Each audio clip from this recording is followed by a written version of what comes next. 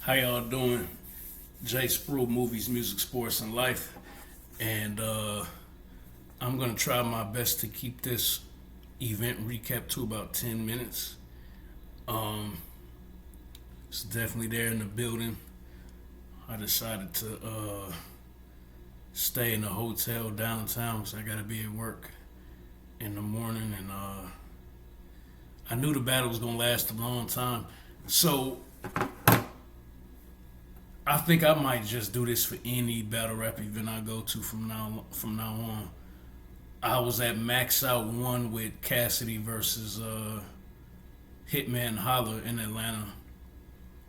My feet was killing me. My back was killing me by the end of the night. Today at Black Ice, I walked through the door at 1 o'clock. I left at 6:30 p.m.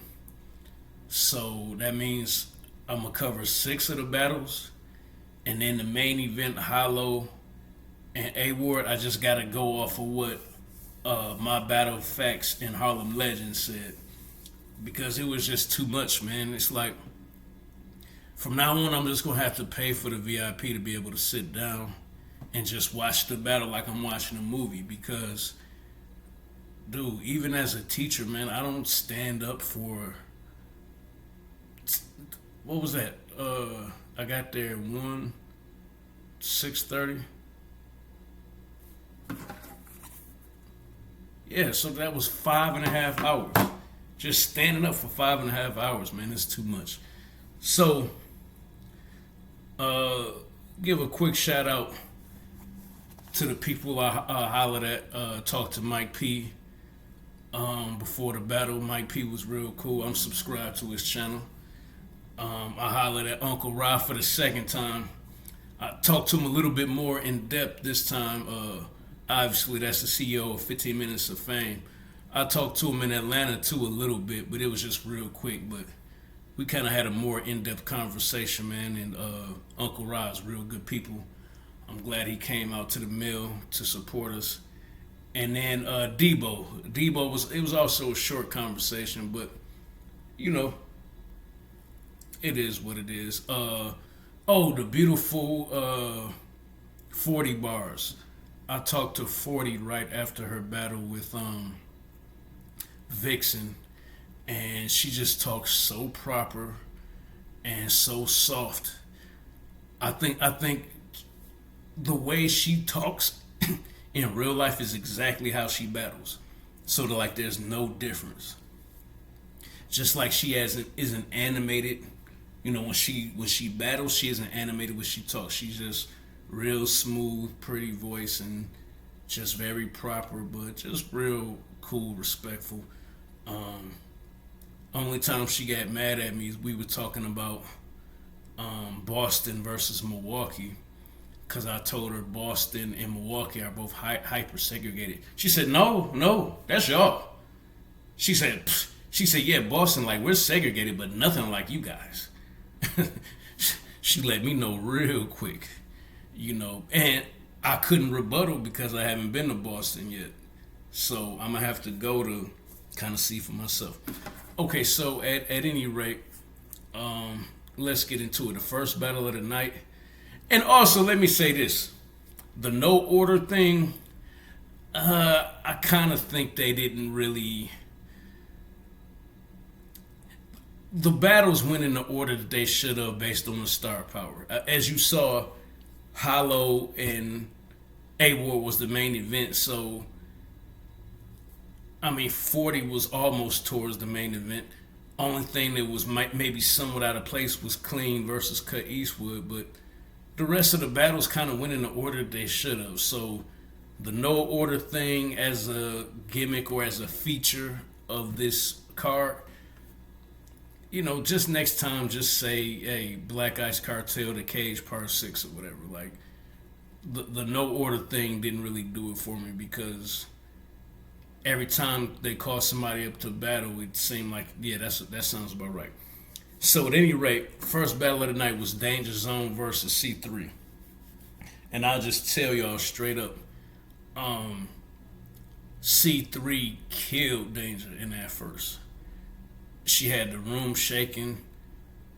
it was looking like it was gonna be a 3-0 based on the material that C3 was spitting. Danger Zone was good his first round. His second round he was potent. And C3 was good, just not as good as her first. So we looking at each other. Shout out to my boy Shadow. Shadow said, no, I disagree with you. I think C3 got the second and Danger got the first. So since it was the consensus around the room was that it was 1-1. Then C3 tells the crowd, I don't respect you. You so boring, you such a bum. I only brought some freestyle rounds for you for the third round. And then I'm thinking, okay, well, if the freestyle is fire. But then she cut it short. She basically forfeited the round. So Danger Zone just moonwalked. He was just walking backwards with no gravity that whole third round. And it's just a clear W. So kind of disappointed in C3 because her first was probably the best round of the battle, and she just kind of threw it away.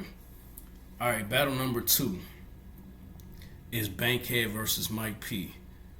I got Bankhead winning 2-1. I say Mike got the second, but you know what? My fellow Milwaukee brothers was not trying to hear it.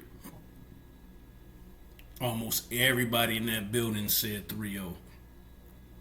But when I looked at Mike's material and his delivery, his passion, I kind of felt like, in comparison to Bankhead, it felt like Bankhead kind of took his foot off the gas a little bit. He wasn't bad at all, but it just wasn't nearly as potent as his first. And then it was like somebody tapped him on the shoulder, and then he turned back up in the third. And Mike just wasn't enough for what he said in the third. But of everything that was spit in this entire battle card tonight, I think Bankhead had the best bar. And if it wasn't the best bar, it got the biggest reaction all night. And obviously, what am I talking about? Because I didn't stay for the finale. But I'm just basing this off the 6 rounds, the 6 battles I did stay to see. He said, I'm Scottie Pippen. I've been following Michael's shadow for years with this long nose. And obviously it would be better if I remembered the setup of the rhyme, what he made that rhyme with before he said it. But just think about how cold that is. I'm Scottie Pippen. I've been following Michael's shadow for years with this long nose. Even Mike gave it up to that one. So 2-1 clear. Shout out to Mike for coming out to Milwaukee for the first time. Battle number 3 was Catboy Hurt versus Fonz, the landlord from Cleveland, Ohio. Cap fought hard. In the third, he had like a fat guy, like food scheme in the second. They got a little reaction out of the crowd. But when I tell you Fonz is just different when it comes to bars, it seems like, to me, Fonz and Av are almost like the same guy. Because neither one of them has Vixen the Assassin's charisma or stage presence. But Av and Fonz can probably rap as good or better than anybody in battle rap. They just don't have that stage presence per se. But I say all that to say this is 3-0 clear. Even though Cap was fighting back in the third. He said Cap is full of ish. Inspector Gadget. And my brain took like a second to think about what he said, and then you remember when you was a kid, Inspector Gadget had an umbrella, rockets, handcuffs. He had all kind of ish inside that that cap. And yeah, I talked to Fonz after the battle, and he was saying that there was something else in that I missed. But yeah, battle number 3 is clear. Battle number 4, JC.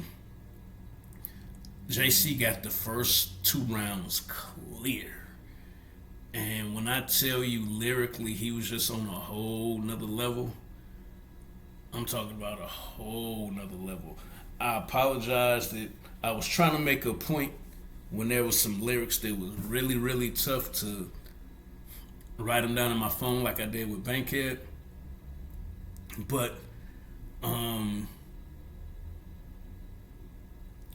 oh, he did. He said something about you ain't Tariq St. Patrick. Shout out to my shirt. He said, but when I'm done with you, your family gonna learn how to hide a ninja. So that got a big reaction. To hide a ninja.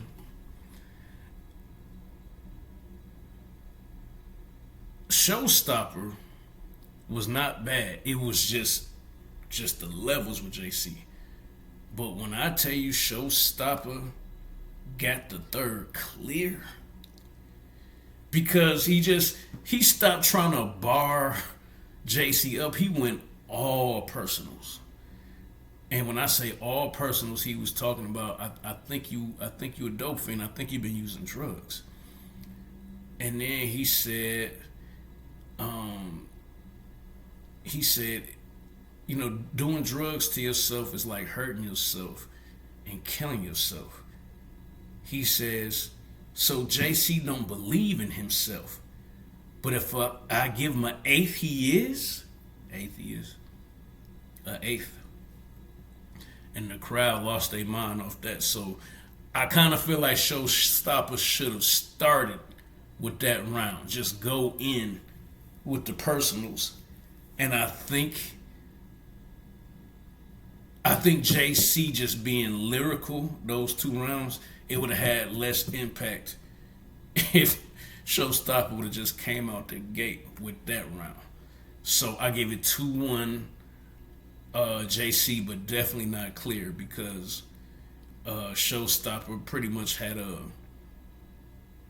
almost like a knock you out round. You know, if JC material wasn't so good in the first and second, you could almost say, no, you probably would have said Showstopper would have won that battle just off that round. All right, battle number 5 is Rum Nitty versus Killer B. This was another battle. Rum Nitty 2-1 clear, but Killer B got the 3rd clear. Rum Nitty didn't even, I felt like he rapped like 2 minutes in his 3rd. And he was like, I did write this bar down. Rum Nitty said, cause I'll bring the text out. He appeared on battle rap stations talking about or until he's in the OR, stretched out. So most of y'all are not gonna get that, but one of Killer B's trademark things that he does on stage, he says, I hit you with the 9 right in your spine. Or, and then the crowd says or, and then he says something else. So Rum Nitty kind of played on that, but yeah, Rum Nitty is just too good. Like, and then we'll get to my main event. Like I said, since I didn't stay for A Word versus Hollow, and I am gonna mention what they said on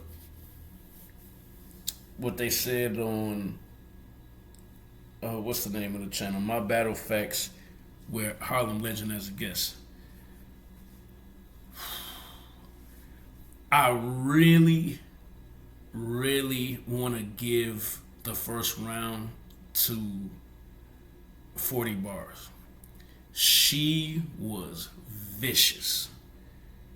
If you can imagine this, 40 bars did her whole first round on Vixen the Assassin's OnlyFans page, and says she paid for it. I guess she was doing research for the battle.